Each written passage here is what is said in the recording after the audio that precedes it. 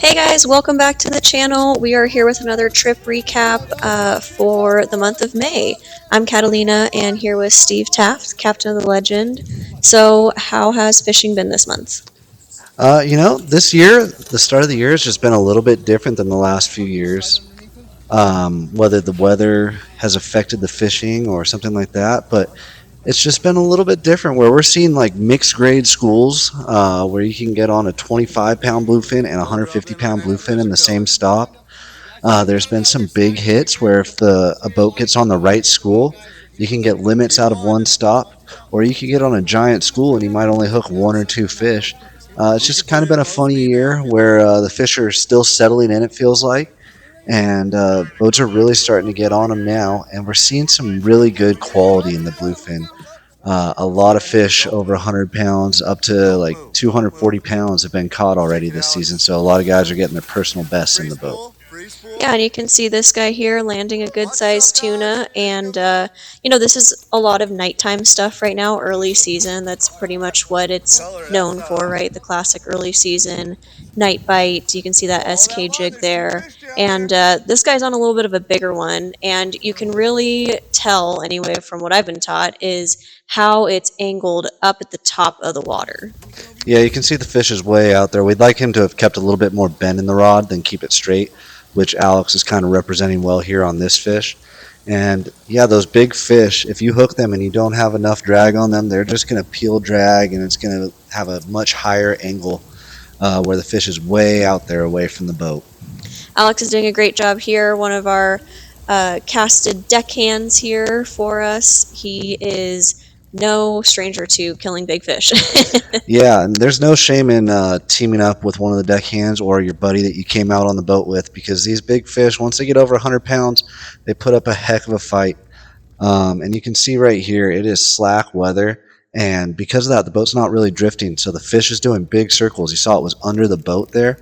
Alex did a good job putting the tip low to the water and then lifting the fish out, which is really, really important when there's not much wind and not much drift, because the fish is going to do big circles and the boat isn't going to be able to get away from the fish. Yeah, and Alex is a big guy, but he's definitely getting low, using his full body, putting, again, just trying to really lift that fish, put a bend in that rod as it's death circling towards the surface. Yeah, these are crucial moments here as you try to lift the fish up and try not to give it a second wind or another run. Alex, you can see, is pretty tired at this point.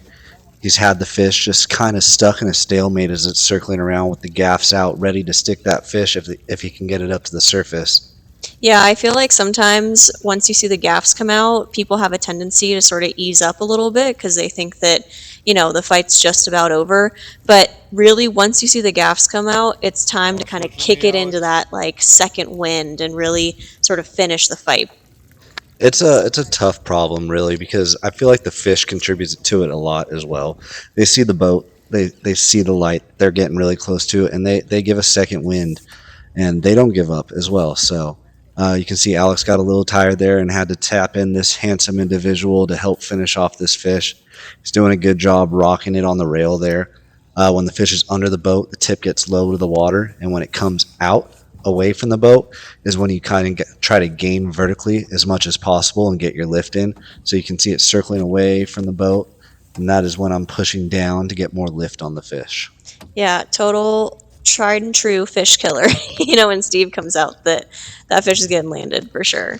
I got all the gaffs out here.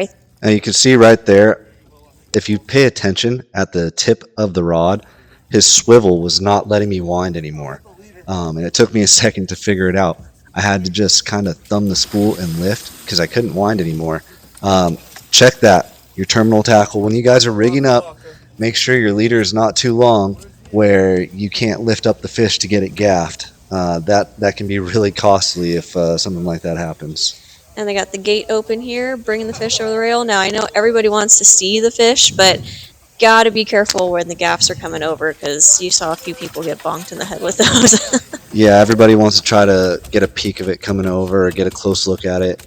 Make sure to stay away from the fish as soon as it hits the deck, too. They're going to throw around, and that jig is dangerous. You can see up in the bow here, A couple of other big fish going, peeling out drag. That guy's just doing his best to hold it with a bend and slow him down a little bit. And another fish has that guy pinned to the rail right by the anchor there, and Alex is going to help him up and over the anchor. It's fun. These big fish definitely are a challenge. They pull the best out of you, and they make you earn it. That's for sure. Definitely. And, not only is it just, nighttime fishing, but sometimes this is at 2, 3, 4 a.m., when you're getting right out of bed and, you got to put this big fight on. And these fish are rearing to go. You can see, as you talked about at the beginning of this video, it's up high in the water. So he's doing a good job keeping a bend in that rod. That's super crucial. And there's this guy who the fish is taking him down to the stern. He's doing perfect, right? He's winding as he's walking down. It's a really great opportunity to gain on the fish, sort of as you're making your way down.